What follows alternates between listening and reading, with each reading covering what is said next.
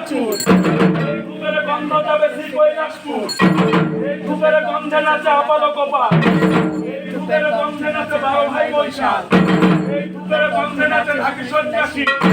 এই ধূপের গন্ধে নাচে শিব পার্বতী। এই ধূপের গন্ধে নাচে কার্তিক গণপতি। এই ধূপের গন্ধে নাচে লক্ষ্মী সরস্বতী।